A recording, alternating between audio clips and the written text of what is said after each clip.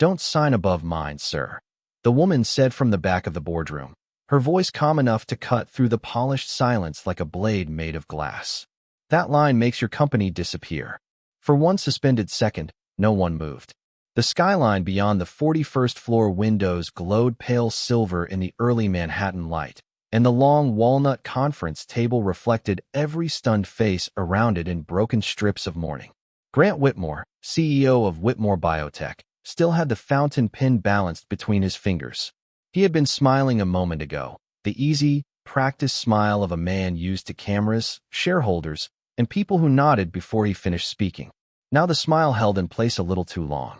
Heads turned toward the doorway near the service wall, where a black woman in a Navy janitor's uniform stood beside a cleaning cart with a yellow caution sign folded against the side. Her name badge caught the light, Nia Holloway. One latex glove still covered her right hand. The other hung half-peeled from her left wrist. She looked out of place only if you believed rooms like this belonged to certain kinds of people. Grant let out a short laugh, low and dry, and several others followed because that was what powerful rooms did when powerful men decided something was amusing. "I'm sorry," he said, leaning back in his leather chair. "Have we started taking merger advice from the custodial staff now?" A few people smiled into their coffee cups. Someone at the far end shifted a tablet aside as if the interruption had left a smudge on the air. But Nia didn't flinch. She kept her eyes on the stack of signature pages in front of him, not on the expensive watches, not on the tailored suits, not on the woman from legal whose mouth had tightened in immediate offense. She looked only at the paper, as if paper had always mattered more than posture. "It isn't advice," she said. "It's a warning." The room changed after that, subtly at first. Not in volume. In temperature. Grant's expression cooled by a degree. Beside him, Helen Crow, Whitmore's chief legal officer, straightened in her chair and folded her hands with the neat precision of someone preparing to dismiss a problem before it could become an inconvenience. On the projector screen behind them, the final slide still glowed in clean blue letters, "Strategic Merger Approval." Across the bottom corner, a digital timestamp blinked 8:14 a.m. Nia had seen a different timestamp less than 12 hours earlier. She could still feel it sitting in her chest like a second heartbeat. She had been emptying recycling bins on the executive floor after midnight when she found the discarded draft half-fed through the print tray, one appendix out of order, one signature sheet clipped to the wrong packet, one revision time that did not belong. Most people would have kept walking. Most people in buildings like this had trained themselves not to notice what wasn't meant for them. But Nia had been raised by a father who spent 30 years in the records office of a county courthouse, a man who treated signatures the way some people treated loaded weapons. A pen mark, he used to tell her, could move property, erase names, bury truth, ruin a life. So when she saw the mismatch, when she saw the altered language tied to voting control and the witness acknowledgement tucked beneath vendor compliance forms no one would read twice, she stopped.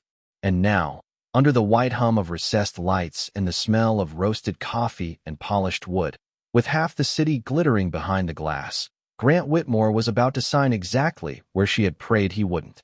Grant Whitmore did not lower the pen right away. He held it above the page as if refusing gravity itself, his pale fingers still elegant, still controlled, but no longer steady in the effortless way they had been seconds earlier.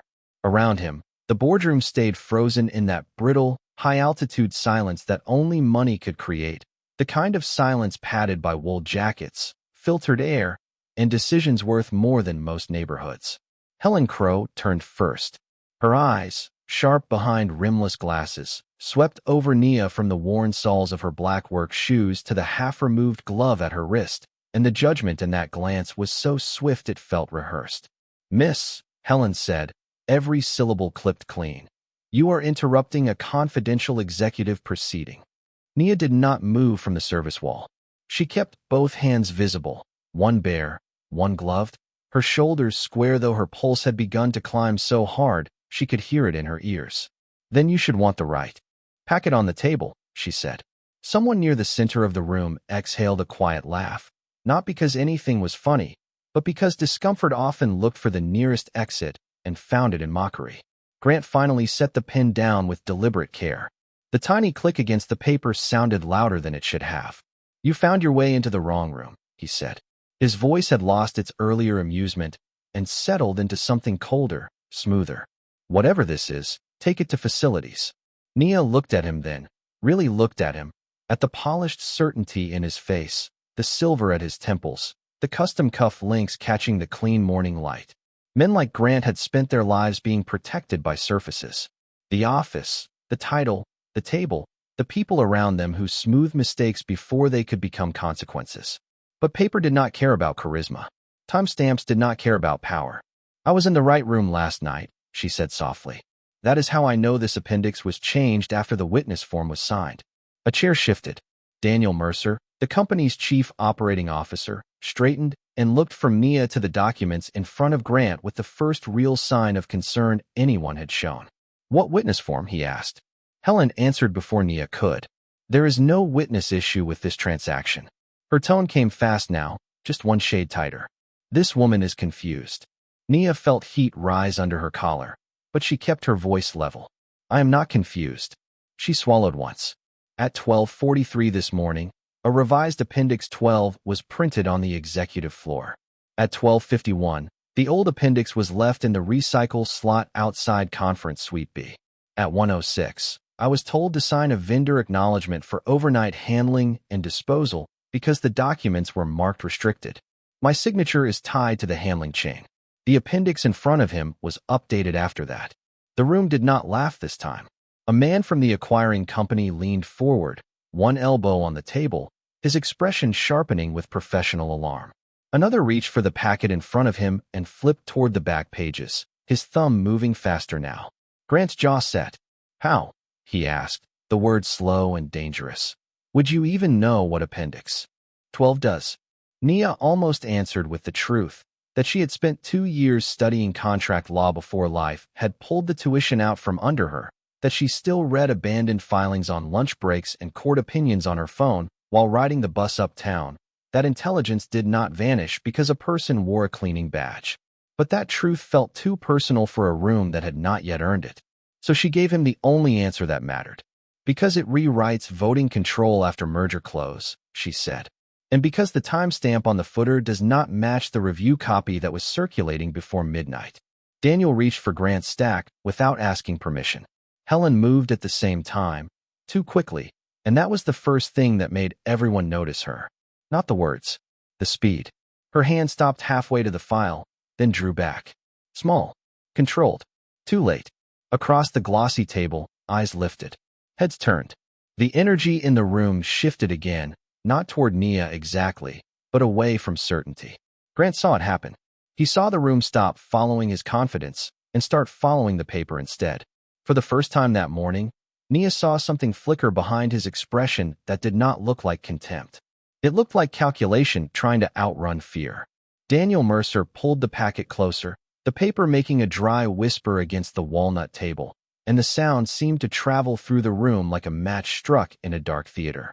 No one spoke while he flipped past the executive summary, the valuation charts, the antitrust notes, the glossy confidence of a deal that had already begun to feel less permanent than it had 10 minutes earlier. The projector still cast its pale blue light across the far wall, but now that light looked colder, almost surgical, flattening every face it touched. Grant Whitmore remained very still at the head of the table, one hand resting near his abandoned pen, the other curled loosely against the armrest as if still deciding whether this interruption deserved dismissal or damage control. Helen Crow reached for her own copy and turned pages with calm, measured precision, but Nia noticed the way her jaw had gone tight beneath that calm, the way her breathing no longer matched the quiet rhythm of the room. It was a small thing. Small things were often where truth first leaked through. Nia stood beside her cart and tried to keep her own breathing even. The citrus scent of industrial cleaner rose faintly from the folded towels on the top shelf. Beneath it lingered roasted coffee, printer toner, and the dry, expensive smell of paper that had passed through too many hands. She had been in this room before, though never like this. Usually she came after midnight when the city outside turned the windows black and the conference chairs sat empty like abandoned thrones. She wiped fingerprints from glass, emptied bins full of marked-up drafts, straightened coasters left behind by people who spoke in acquisition language as if it were weather. Invisible work in invisible hours. That was what the building expected from her. Quiet, efficient, unnoticed. But last night the floor had not been quiet. Just after midnight, while vacuuming the executive corridor, she had heard hurried footsteps and the quick mechanical hum of the copy room down the hall. A junior associate she had seen before, blonde, anxious, too young for the suit he wore, rushed past carrying a binder thick with colored tabs. He barely looked at her. No one ever did. 20 minutes later, after the hallway emptied again, Nia found a sheaf of pages left crooked in the recycle slot outside Conference Suite B. One corner bent, one clip still attached. She should have dropped it into the locked disposal bin and kept moving. Instead, she saw the footer. Revision 12:43 a.m. She remembered the earlier footer from the draft left in Suite A before dinner. 8:10 p.m. She remembered because she read while she worked, not out of curiosity but reflex, the old habit of a mind that had never fully accepted the life it ended up living. Back in Durham, before hospital bills and night shifts and her father's funeral and the stack of tuition notices she could not outrun, she had sat in classrooms discussing fiduciary duty and disclosure schedules and the legal difference between control and ownership. She had not forgotten as much as the world assumed she had. Now, in the boardroom, Daniel stopped turning pages. His brow tightened. He went back one sheet, then forward again. "Grant," he said, and this time there was no room-polished ease in his voice, only caution edged with disbelief. Appendix 12 in this packet is not the same as the version we reviewed with the board last night. Across the table, one of the outside advisors looked up sharply. Another opened his own binder and began checking page numbers. Grant's gaze cut to Helen. Not fast, not dramatic, just direct enough to expose where his confidence had started to place its weight. Helen did not answer immediately.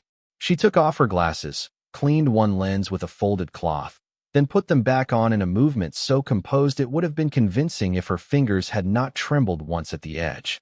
"There were formatting adjustments overnight," she said. "Nothing material." Daniel did not look away from the page. "Voting authority transfer is material." The words landed flat and heavy. Even the men from the acquiring side stopped pretending not to be alarmed. One of them leaned toward the screen, then down to the packet, then back again as if hoping the discrepancy might dissolve if viewed from a different angle. It did not. Nia felt the room drawing inward around the paper, around the tiny black lines no one had respected until they threatened something larger than pride. She had known this moment might come. She had imagined being ignored, escorted out, laughed off the floor by people who thought titles were the same thing as intelligence. She had not imagined the terrible relief of being right. Grant Whitmore rose at last, not in panic, not yet, but with the measured control of a man who had built an empire by treating emotion like a leak to be sealed behind glass. His chair slid back over the carpet with a soft hush, and the sound seemed to pull every eye in the room toward him. He placed both palms on the table and leaned slightly forward, not looking at Nia now, but at the papers in front of Daniel Mercer, as if willing them to return to obedience. The morning light had shifted beyond the windows, turning the towers across Midtown brighter, harsher, every pane of glass outside catching the sun like a warning signal. Inside, no one touched their coffee. No one checked a phone. Even the men from the acquiring side had gone still in that dangerous way experienced dealmakers did when they sensed the air changing around a transaction. "We are not stopping this meeting because of a housekeeping misunderstanding," Grant said. His voice was low, precise, almost gentle, which made it land harder. "Helen, clarify the document history. Daniel, confirm whether there was any approved post-review formatting. Then we proceed." It sounded reasonable. That was the strength of men like Grant. They could wrap command inside calm and make resistance look emotional. But Daniel did not move right away. He kept one finger on the page, eyes scanning the footer, then the signature sequence, then the internal routing notes clipped behind the appendix. "There is more than formatting here," he said. "The control language is different, and the witness chain references an overnight handling acknowledgement." That last phrase turned several heads back toward Nia. She could feel the room measuring her all over again, this time not as a janitor who had wandered into the wrong space, but as a problem connected to paper none of them could dismiss outright. Helen stood slowly. The polished confidence she wore was still intact, but it fit differently now, tighter at the edges. "Miss Holloway," she said, and for the first time she used Nia's name, though only because the badge made ignoring it impossible. "Describe exactly what you signed." Nia swallowed and stepped one pace away from the cart. The wheels gave a small squeak against the floor. It sounded embarrassingly ordinary in a room built for extraordinary numbers. "At 1:06 this morning," she said, "I was given a restricted disposal acknowledgement for materials removed from Conference Suite B and the executive copy room. The form listed attached packet verification under chain of custody language. I signed because the supervisor said legal needed all overnight handlers logged before market open." Helen's expression did not change, but one of the outside advisors looked up sharply at the phrase chain of custody. On the far wall, the projector fan hummed softly, filling the silence that followed. Grant turned his head just enough to look at Helen fully now. "Why would disposal staff sign chain verification on merger materials?" he asked. It was a fair question. Too fair. And because it was fair, it stripped the room of its last easy excuse. Helen answered a beat too late. "Temporary protocol during restricted overnight circulation." "I did not authorize that," Daniel said. The words were flat, clean, final. Nia felt her heartbeat climb again, but beneath the nerves another feeling had begun to rise. Quieter and steadier. Not triumph. Not even courage exactly. Clarity. The kind that came when the truth had finally stepped far enough into the light that everyone else could see its outline. "There is a timestamp issue too," she said. Grant's eyes flicked toward her, cool and sharp. "You have said that already." "Not all of it," Nia replied. Her voice stayed calm, though her fingers had begun to press crescent marks into her bare palm. "The appendix revision happened after my acknowledgement was signed, but the packet index still references the earlier version. That means either the wrong appendix was swapped in after chain verification, or someone expected no one to check the time trail at all." She did not accuse anyone by name. She did not need to. The room did it for her. A banker from the other side opened his mouth, then closed it. One board member removed his glasses and stared at the page as if it had become something radioactive. Daniel turned to the back of the binder, found the routing slip, and went completely still. Even from where she stood, Nia could see the change in his face. It was not shock exactly. It was recognition, the cold kind, the kind that arrives when suspicion finally finds proof. "Grant," he said quietly, "the revised appendix was logged into the packet after the witness acknowledgement was completed, but the packet inventory was not updated. If Nia signed the earlier set, then the audit trail on this closing set is compromised." No one corrected him for calling her Nia. No one laughed. The room had moved beyond that. Grant straightened slowly, and the color in his face shifted by a degree so slight another person might have missed it. Nia did not. She had spent years watching people pretend not to reveal themselves. A pulse moved once in his jaw. His hand drifted toward the pen, then stopped. On the screen behind him, the cheerful blue slide still waited for approval, but now it looked almost absurd. A corporate smile, left hanging over a room that had forgotten how to breathe. And in the center of all of it stood a woman in a janitor's uniform, telling the truth no one had planned to hear. The silence after Daniel Mercer spoke did not feel empty. It felt loaded, as if the room itself understood that. One more sentence could turn an inconvenience into a scandal, a bad morning into a permanent headline. Grant Whitmore looked at the binder, then at Helen Crow, then finally at Nia, and the sequence of those glances mattered more than anything he said next. Men in his position did not look toward the least powerful person in the room unless the ground beneath them had already begun to shift.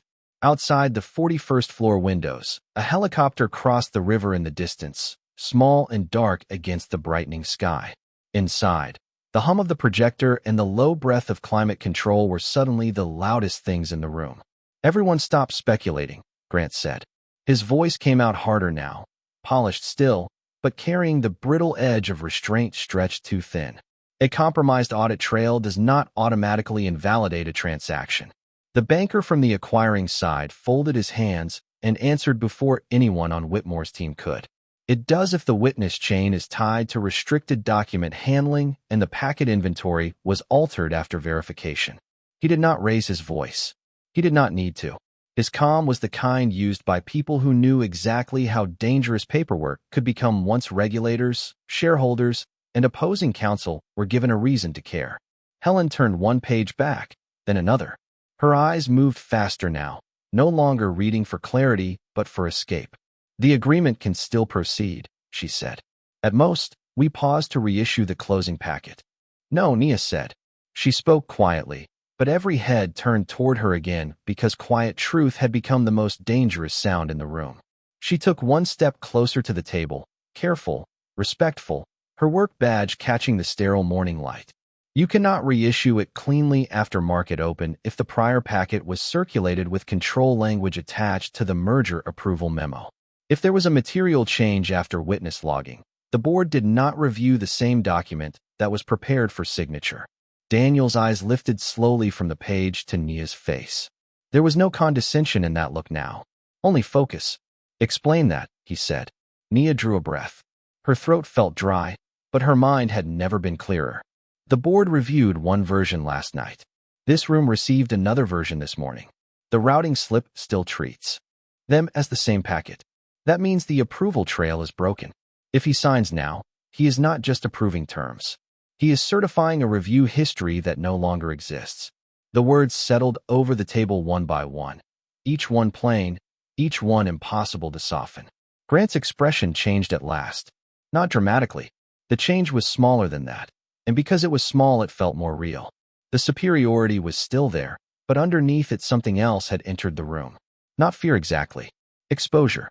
The awful awareness of being watched while certainty drains out of your own voice. One of the Whitmore board members, an older man with a navy tie and trembling fingers, cleared his throat.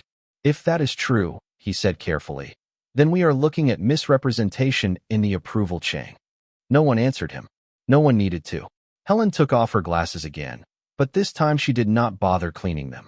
She just held them in her hand and stared at the packet as if it might explain itself. Grant straightened to his full height and looked around the table, searching for loyalty, for agreement, for some sign that authority alone could force the morning back into its proper shape. But boardrooms were loyal only to power that still worked.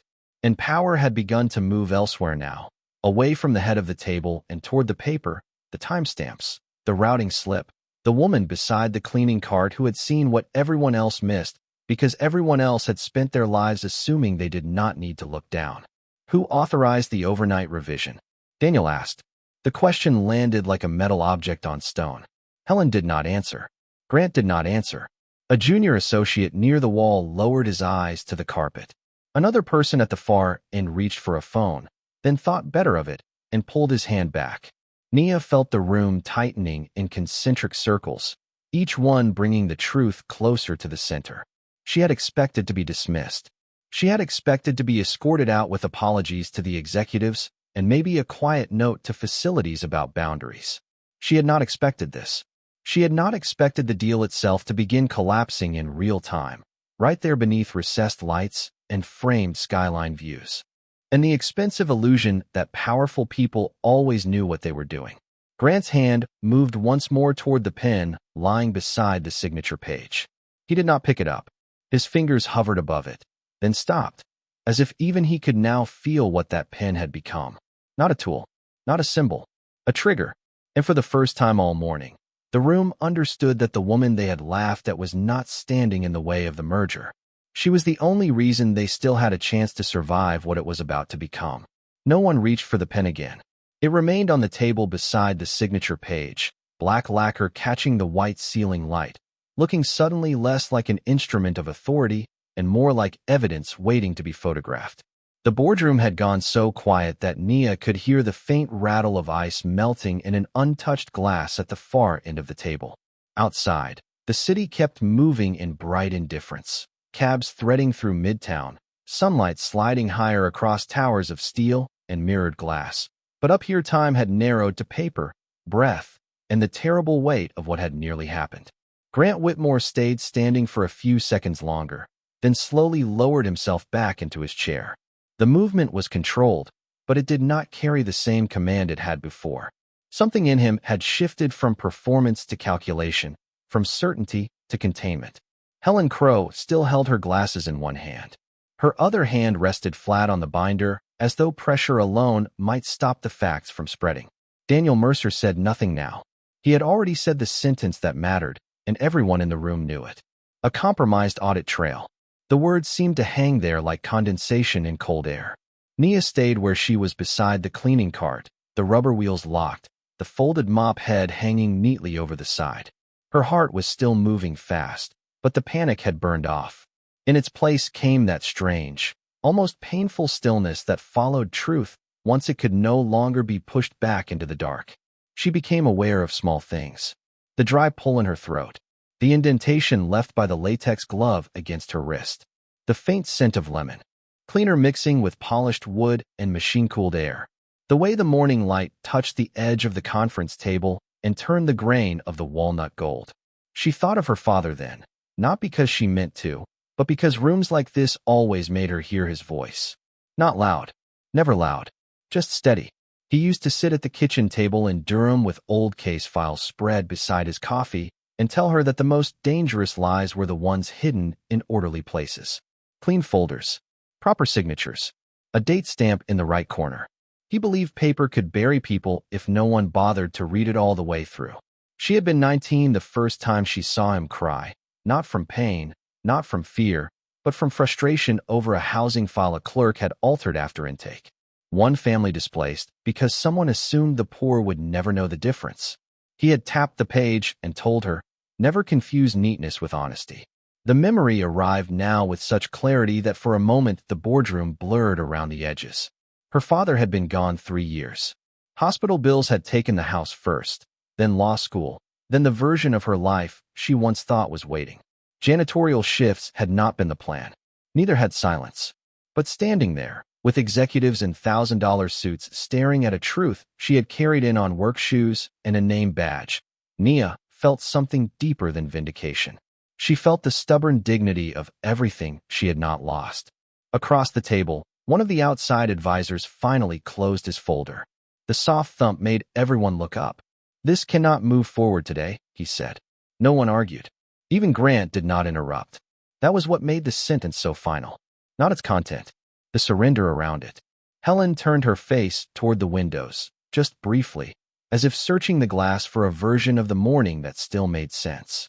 Daniel rubbed a hand across his mouth and looked down again at the routing sheet with the fatigue of a man already calculating internal review, emergency disclosure, outside counsel, shareholder fallout. Nia realized, with a slow chill, that the merger was no longer the story in the room. The room itself was. Who changed the packet? Who knew? Who signed what? Who stayed silent? The entire deal had shifted from triumph to trace evidence. Grant's eyes lifted to Nia once more. There was no laughter in them now. No public mockery, no casual dismissal. Just a hard, searching stillness, as though he were trying to reconcile the woman by the mop cart with the catastrophe she had just prevented. Nia did not look away. She did not need to prove anything else. She had already done the hardest thing a person in her position could do. She had spoken while being unseen. And now, in the hush that followed, the entire boardroom sat inside the consequences of finally having heard her. The decision to halt the meeting did not come with drama. No one slammed a folder shut. No one raised a voice. It happened the way real power often changed direction, through a handful of quiet sentences that left no clean path back. The outside advisor gathered the signature pages, stacked them with careful hands, and slid them away from Grant Whitmore, as if removing something hazardous from the center of the table.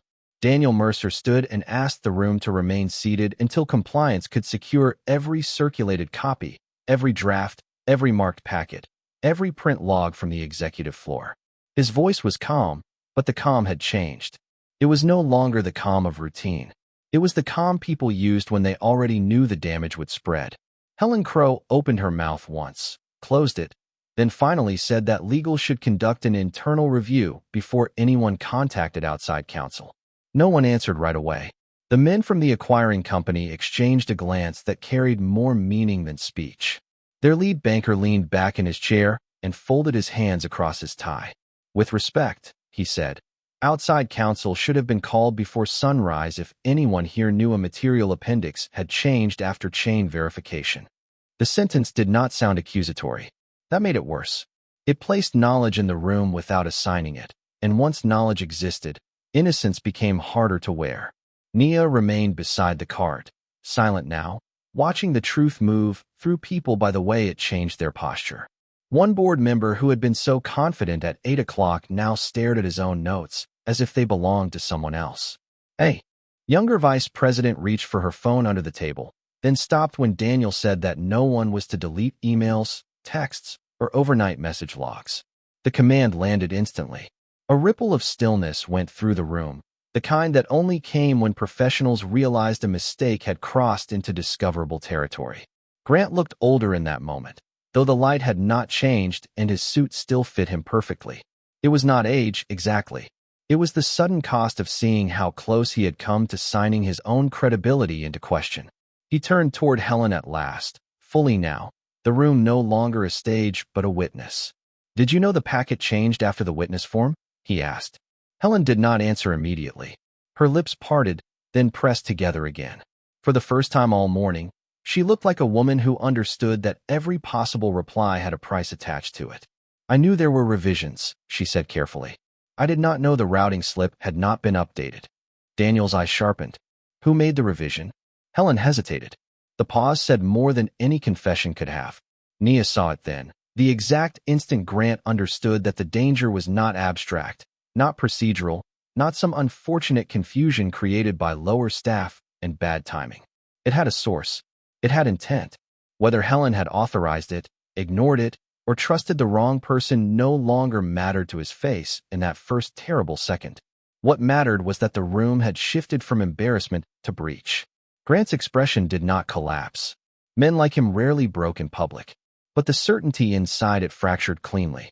His gaze moved to the binder, to the routing slip, to the pin no one would touch, then back to Nia. And in that look was the full twist of the morning.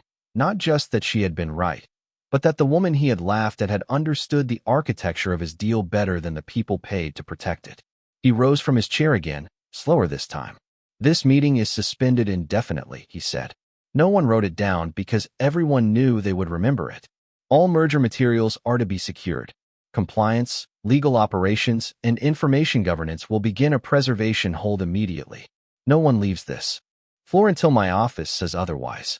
He stopped there, one hand resting lightly on the chair back, and for a brief second his eyes went once more to Nia Holloway standing in navy work clothes beside a yellow caution sign. She had no title on the wall, no embossed business card, no seat at the table.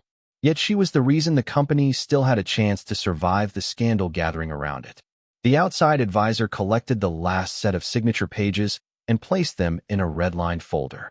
On the projector screen, the cheerful slide about strategic approval was finally replaced by a blank field of pale gray.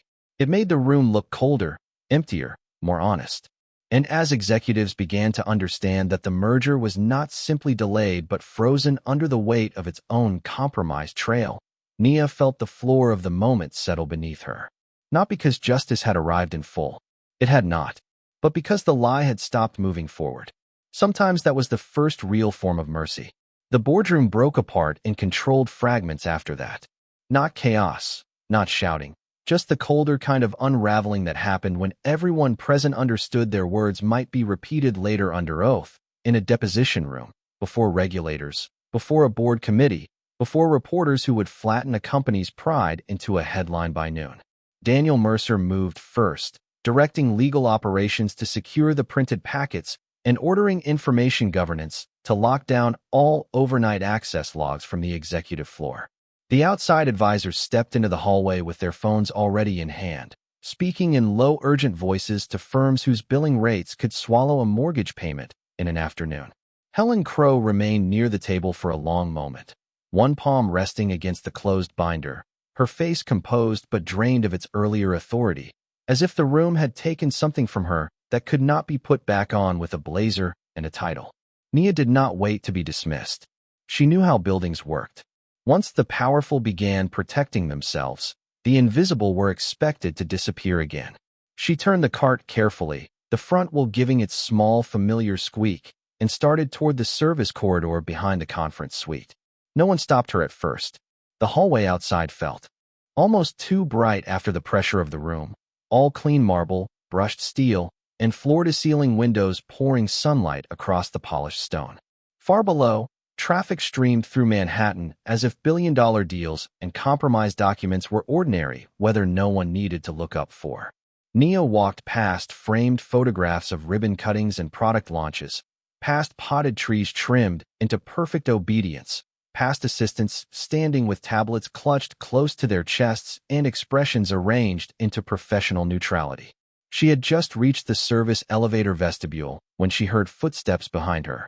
Not hurried, not hesitant, measured. She turned and found Grant Whitmore standing several feet away, no longer shielded by the table, the board, or the architecture of his own authority. Up close in the full morning light, he looked less untouchable than he had in the conference room. His tie was still straight, his shirt cuffs still perfect, but there was a strain in his face now, something tightly held and newly human. For a second, neither of them spoke. The building hummed around them with the muted sounds of printers, elevators, distant phones, a company still pretending the day was proceeding as planned. Then Grant looked at the cart, at the folded towels, at the badge on her chest, and finally at her eyes.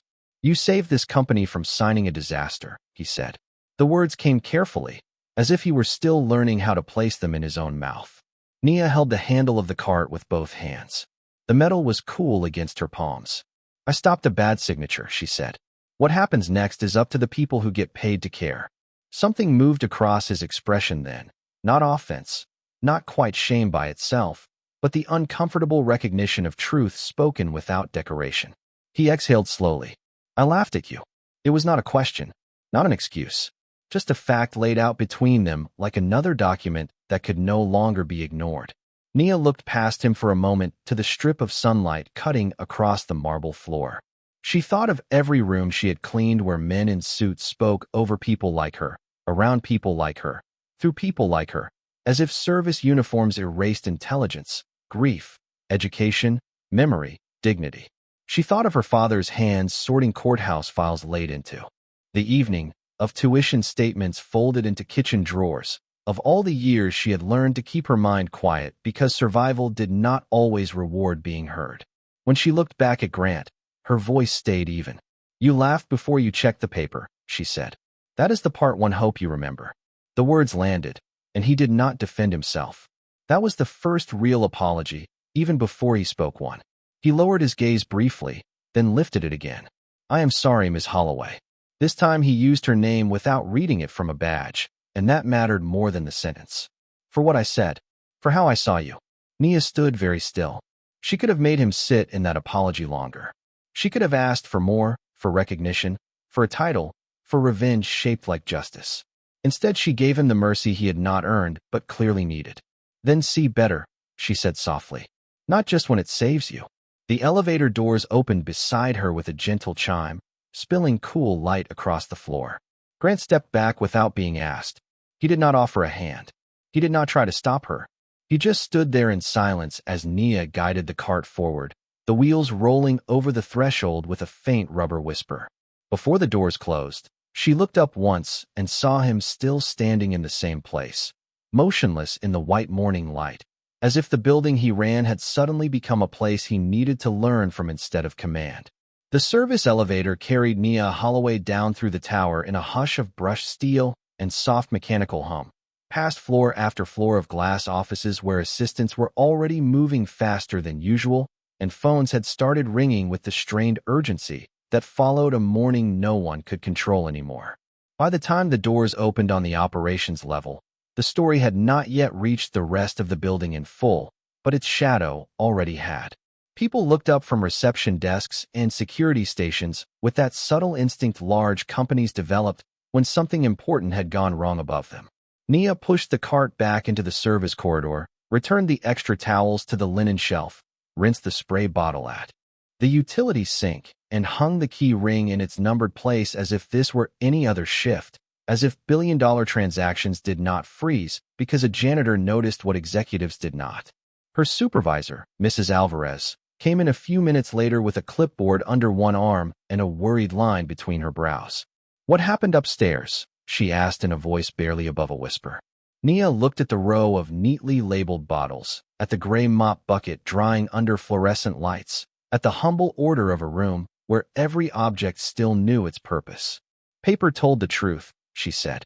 Mrs. Alvarez stared at her for a second, then gave a slow nod like someone who understood more than she was willing to say out loud.